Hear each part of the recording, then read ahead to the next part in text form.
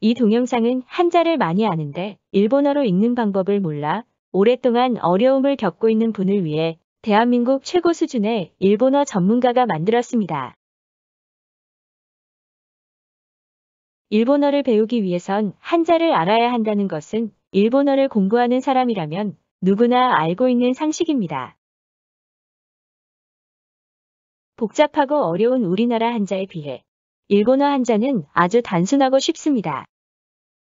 그러나 일본어를 배우는 사람들은 대부분 일본 한자가 너무 어렵다고 생각합니다. 사실 한자가 있어서 일본어는 우리에게 정말 쉬운 외국어인데 대부분의 사람들은 한자 때문에 일본어가 너무 어렵다고 생각합니다. 우리말 한자는 발음이 많아서 너무 어려운데 반해 일본 한자의 발음은 그 수가 적고 아주 단순합니다. 따라서 일본어 한자는 읽는 방법이 아주 쉽다고 할 수 있습니다. 그러나 일본 한자에 대한 잘못된 지식 때문에 일본 한자는 읽는 방법이 아주 많고 복잡하다고 생각합니다.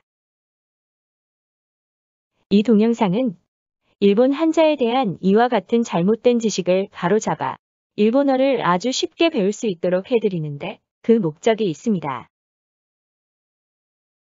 일본어를 우리말처럼 자유롭게 구사하고 싶다면 일본 한자에 대한 올바른 지식을 습득하시기 바랍니다.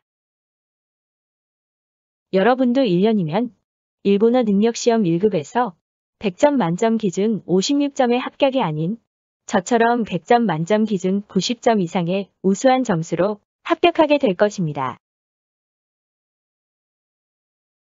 일본어 한자의 훈독은 아주 단순한 개념이지만 우리말에는 훈독이란 말 자체가 없기 때문에 아주 어렵게 느낍니다. 이 동영상에서 일본어 훈독의 개념을 정확히 이해한다면 여러분의 일본어 학습 시간은 3분의 1 이하로 줄어들 것입니다. 그럼 지금부터 시작하겠습니다. では、ただいまから始めます。 우리말과 달리 중국어와 일본어에서는 왜 한자를 꼭 사용해야만 할까요? 그것은 한중일 세 나라에서 한자의 필요성이 전혀 다르기 때문입니다. 잘 아시는 바와 같이 중국어에서는 100% 한자로 표기합니다. 일본어는 한자, 히라가나, 가타카나 등 세 가지로 표기합니다. 상용 한자에서 정한 것을 한자로 표기하는데 전체 표기의 약 60%를 한자가 차지합니다. 우리말의 표기는 100% 한글입니다. 다만 의미 전달이 불분명할 경우 괄호 속에 한자를 덧붙이는 경우도 있습니다. 일본어 한자에 대한 이해를 돕기 위해 중국어에 대해서도 잠깐 언급합니다. 오래전에는 중국과 일본은 물론 우리나라에서도 어려운 한자를 사용했는데 세 나라에서 모두 자국어를 더욱 쉽게 사용하기 위해 노력해 왔습니다. 그와 같은 노력은 어떤 것이었을까요? 먼저 중국의 경우를 보겠습니다. 중국은 100% 한자를 사용해야 하므로 어려운 한자를 대폭 손보게 됩니다. 이 시도는 이미 110년 전에 이루어집니다. 1909년 청나라 때 한자의 간략화가 시작되어 1964년에는 현재 사용하는 2235자의 간체자 총표가 완성됩니다. 따라서 현재의 중국 한자는 우리가 아는 한자와 전혀 다른 한자가 많습니다. 다음과 같이 바뀌었습니다. 아무런 관련이 없어 보이는 이 중국 한자들은 일본어 한자가 간략해진 이유를 이해하는 데 도움이 됩니다. 우리 눈에는 그다지 쉬워 보이지 않는 오른쪽의 간자체를 태어나면서부터 매일 보고 써온 50대 이하의 중국인은 마치 우리가 한글을 적듯이 술술 적고 또 읽습니다. 다음은 일본의 경우를 보겠습니다. 특히 일본에서는 고도 성장기인 1960년대부터 한자 사용이 급속도로 늘어나면서 어려운 한자 사용에 대한 부담감이 커지게 됩니다. 그 결과 그때까지 사용하던 한자 중 사용 빈도가 높은 것들을 정리하여 1981년에 1945자의 상용 한자표를 만듭니다. 이때 어려운 한자와 사용하기 불편한 한자를 쉽고 사용하기 편하게 하여 신자체란 이름으로 상용 한자표에 수록하게 됩니다. 일본 한자의 신자체는 전혀 다른 한자를 만든 중국과는 달리 그때까지 약자나 속자로 사용되던 것을 정자로 지정한 것입니다. 그리고 30년이 지난 2010년에 그동안 사용 빈도가 높은 한자 196자를 상용 한자에 추가하고 사용 빈도가 낮은 상용 한자 5자를 상용 한자에서 제외함으로써 총 2136자를 신상용 한자라는 이름으로 다시 지정합니다. 상용 한자와 신자체의 개념에 대해선 뒤에 설명드리기로 하고 일본어에서 훈독이란 것이 생겨난 배경을 먼저 말씀드립니다. 한국과 일본에서 자국어를 더욱 쉽게 사용하기 위해 어떤 노력을 해왔는지 생각해 보았습니다.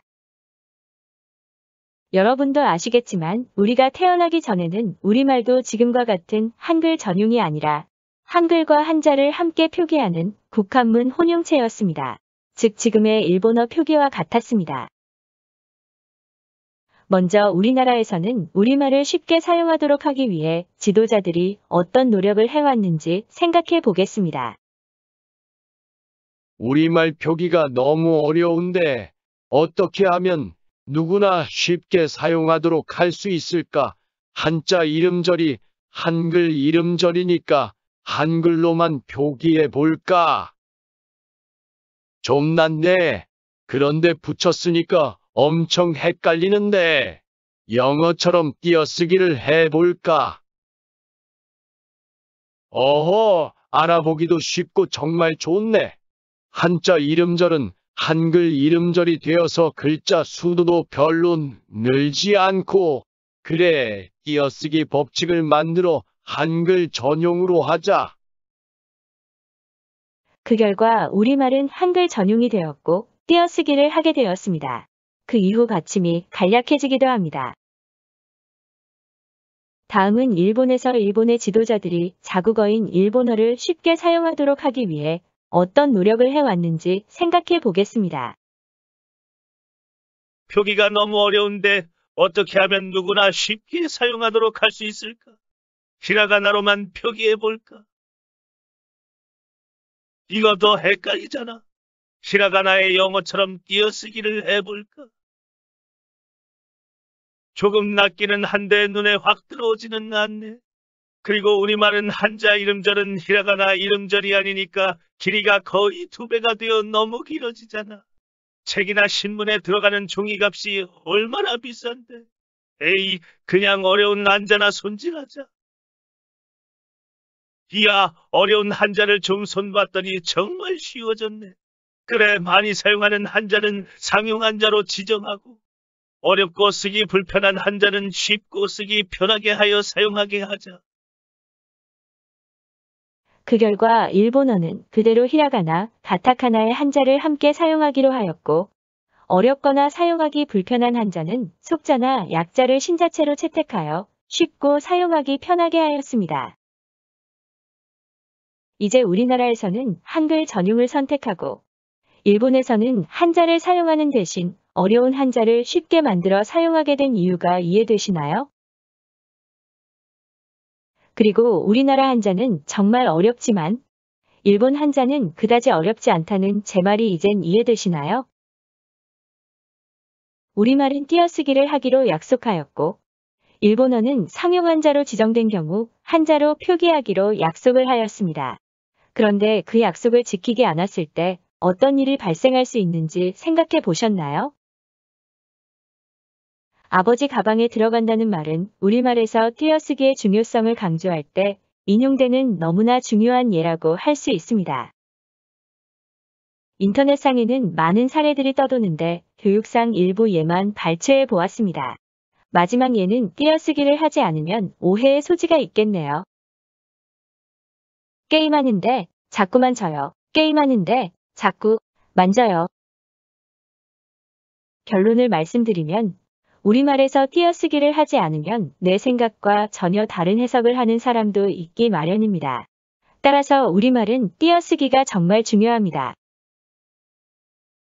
일본에서는 상용 한자표에 음과 훈으로 지정된 한자의 경우 한자로 표기하는 것이 원칙입니다. 이 문장은 일본에서 한자 표기에 대한 중요성을 말할 때 널리 인용되는 말입니다. 님은 이 문장을 보고 어떤 뜻으로 받아들이시나요? 한번 생각해 보세요.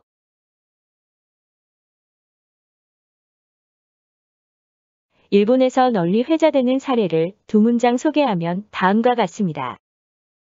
짧거나 길지 않은 문장이지만 히라가나로만 표기했을 때 의미를 파악하는데 많은 시간이 걸립니다.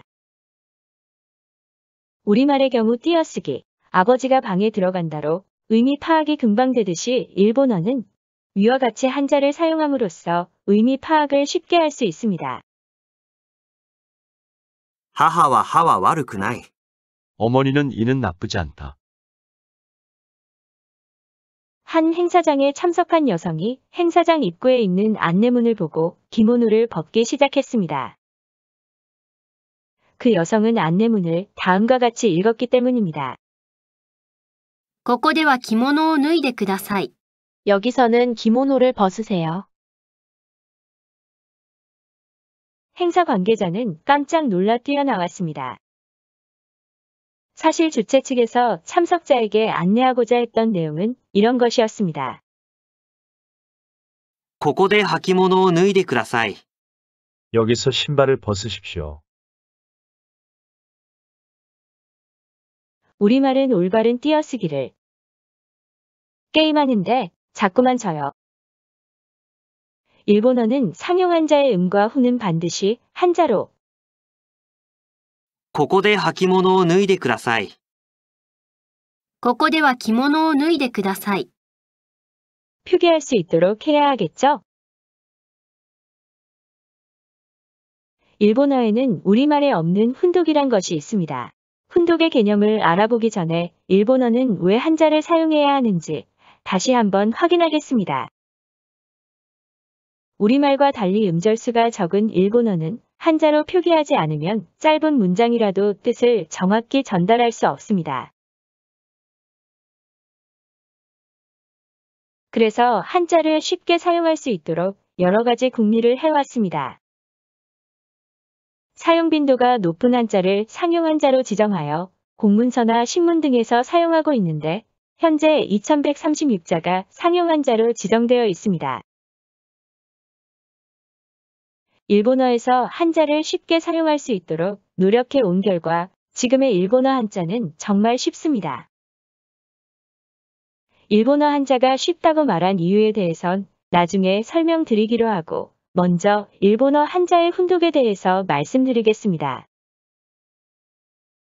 일본어를 공부하는 사람들 대부분은 일본어 한자를 제대로 읽지 못해 어려움을 겪고 있을 것입니다. 일본어 한자는 읽는 방법이 너무 많아서 정말 어렵다고.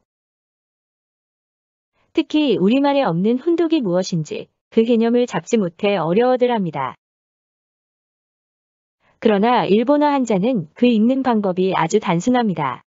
특히 많은 학습자들이 골머리를 앓고 있는 훈독의 개념은 쉬울 뿐만 아니라 훈독의 개념을 이해하면 일본어 한자는 금방 정복할 수 있습니다. 일본어 한자의 훈독이란 한자를 후운 즉 뜻으로 읽는다는 말입니다. 아주 단순한 개념이지만 한자를 음으로만 읽는 우리로서는 이해하기 힘든 말이기도 합니다.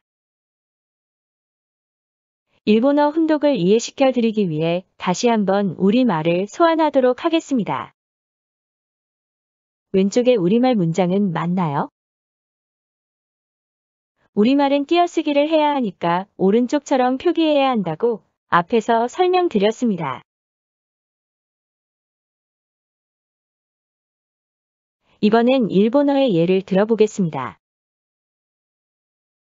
왼쪽의 일본어 문장은 맞나요? 일본어는 한자로 나타내지 않으면 의사 전달이 되지 않으니까 오른쪽처럼 표기해야 한다고 앞에서 설명드렸습니다.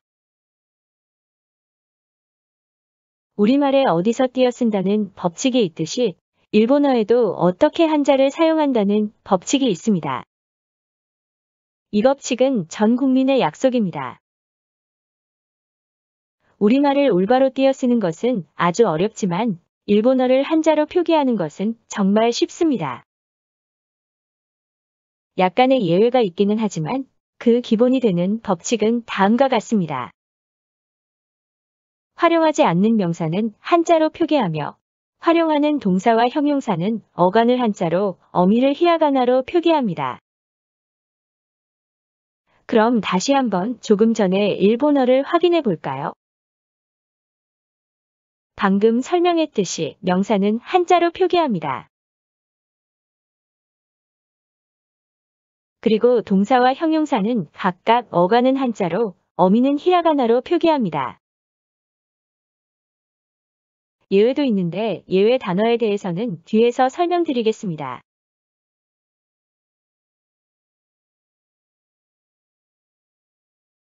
이제 왼쪽의 일본어를 표기할 때는 오른쪽처럼 해야 한다는 사실이 이해되시나요? 그럼 이제 책이나 신문 등에 표기되어 있는 왼쪽 문장을 읽어보세요. 왼쪽 문장은 원래의 일본어를 히라가나로만 표기할 수 없어서 한자를 빌어 나타낸 것입니다. 水を飲む。血が出る。海が深い。目が大きい。 한자의 음이 아닌 훈, 즉 원래의 일본어가 갖는 뜻으로 읽을 수밖에 없습니다. 그렇게 읽어야 뜻이 통하니까요. 한자를 한번 볼까요? 한자를 음으로 읽는 우리나라에서도 이 한자들을 수, 혈, 해, 목이라고 읽지 않습니다. 그렇게 읽으면 뜻이 전혀 통하지 않기 때문입니다. 그래서 우리나라에서는 일반적으로 물수, 피혈, 바다해, 눈목이라고 읽습니다. 일본에서도 이 한자들을 水、血、海、木。 라고 읽지 않습니다. 스이와 카이의 경우 각각 12개와 24개의 음을 갖고 있어 음으로 읽으면 의미 전달이 전혀 되지 않기 때문입니다. 따라서 일본에서는 한자를 한자 읽을 때 의미 전달이 가능하도록 한자가 갖고 있는 뜻, 즉 훈으로 읽는 것입니다. 水、血、海、目。 동사와 형용사인 이 한자들도 같은 방식으로 생각해 보세요. 다만 명사와 달리 동사와 형용사는 다음과 같이 말할 수도 있습니다.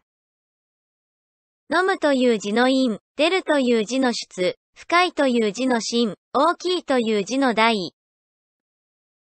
이해하기 어려울 수 있으므로 여기서는 구체적인 설명을 생략하겠습니다.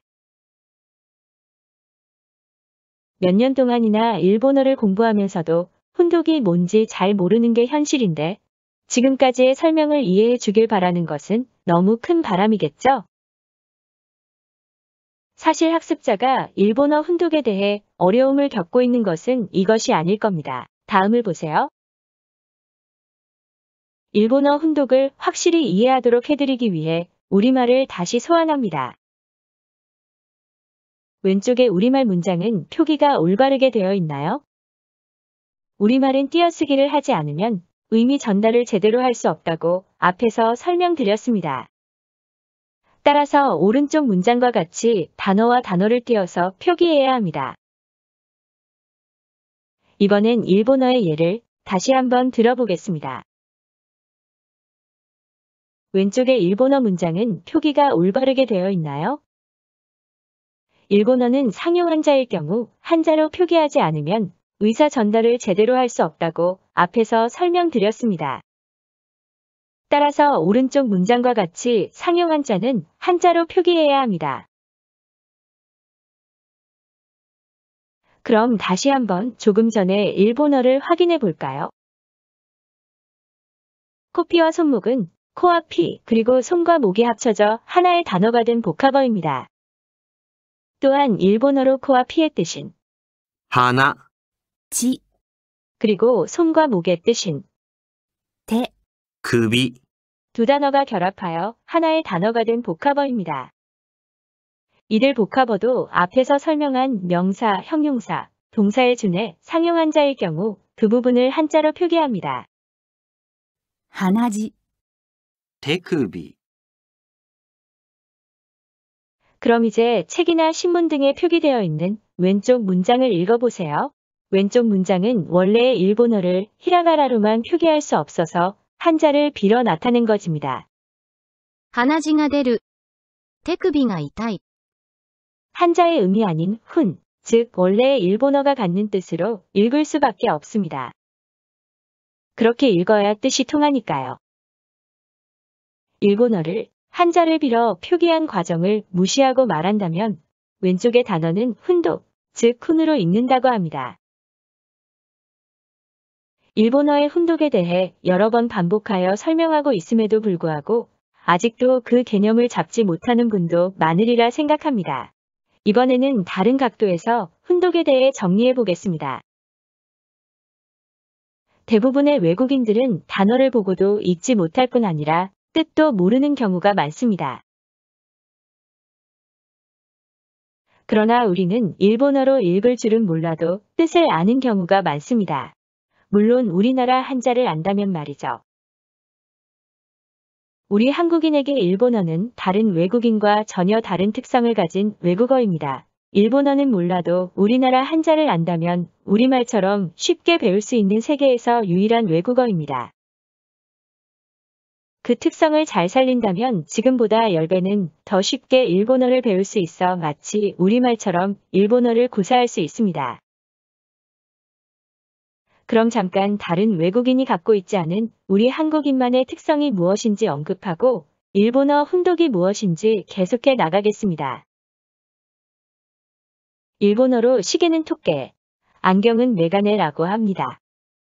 이 말을 일본어에 관심을 보인 사람에게 말했다고 가정할 때 우리나라 사람은 한자를 알면 일본어를 전혀 몰라도 시계와 안경의 한자를 보고 바로 토끼의 메가네라고 읽을 수 있으며 일본어를 꽤 오랫동안 배워 회화가 유창해도 한자를 잘 모른다면 시계와 안경을 보고도 읽을 수 없습니다. 会社員、会社員、 또 우리나라 사람은 회사원을 배웠을 때 배우지도 않은 회사, 회원, 사원, 사회란 단어를 스스로 익힐 수 있는 세계에서 유일한 외국인입니다. 50歩100歩。50歩100歩。 외국인은 5년을 배우고도 구사하기 힘든 위와 같은 표현을 우리 한국인은 일본어를 한 달만 공부해도 자연스럽게 말할 수 있는 세계에서 몇 안 되는 외국인입니다. 간단 명료함이 요구되는 동영상에서 제가 쉽게 본론으로 들어가지 못하고 비슷한 말을 여러 번 강조하는 것은 우리나라 한자를 알고 모르는 차이가 일본어 공부에 엄청난 영향을 주기 때문입니다. 여기서 분명히 말씀드리는 것은 이 동영상은 우리나라의 기초한자 정도를 읽고 뜻을 아는 학습자에게 일본어 공부를 10배 이상 쉽게 할 수 있도록 해드린다는 사실입니다. 지금부터는 이 동영상을 계속 시청하는 학습자는 우리나라 한자는 알지만 일본어 한자를 제대로 읽을 수 없어 일본어 공부에 어려움을 겪고 있는 사람이라고 가정하고 훈독에 대한 설명을 계속하겠습니다. 그 단어를 훈독한다 혹은 훈으로 읽는다는 말은 한마디로 말해 한자어가 아니라는 뜻이며 음독한다 혹은 음으로 읽는다는 말은 한자어라는 뜻입니다. 일본어도 한자어는 100% 음독, 즉 음으로 읽기 때문입니다. 다시 한번 앞에서 배운 이름절 한자를 불러내겠습니다. 앞에서도 말했듯이 이러한 이름절 한자는 원래의 일본어 단어를 한자를 빌어서 표기한 것이기 때문에 대부분 그 한자의 일본어 뜻인 훈으로 읽습니다.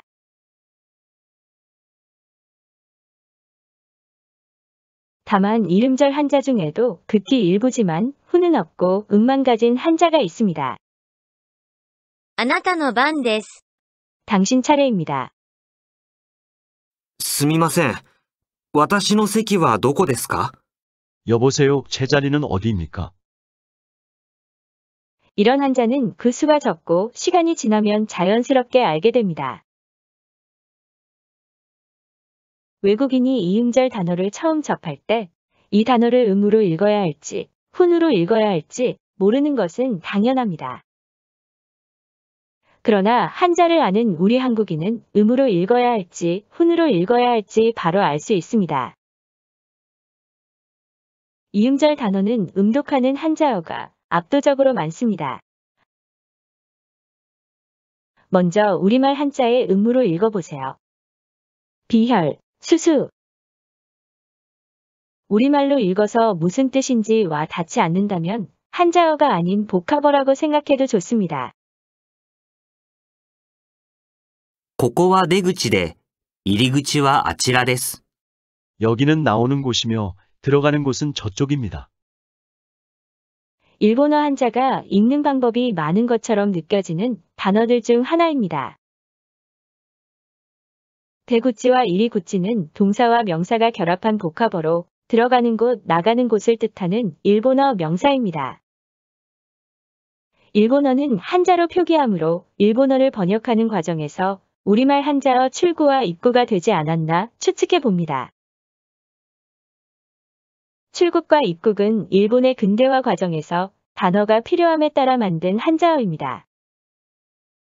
이와 같은 한자어 중 상당수가 과거의 일본의 지식과 문물을 받아들이는 과정에서 우리말 한자어가 된 것으로 추정해 봅니다. 일본어는 한자어는 100% 음독하지만 한자어가 아닌 단어는 음독하지 않습니다.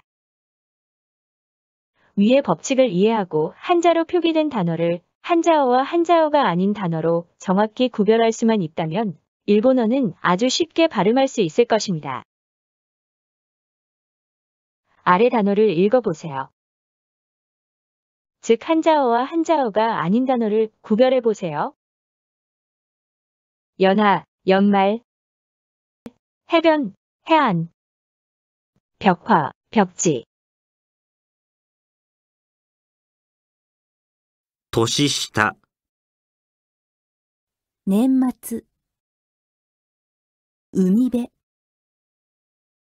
海岸、壁画、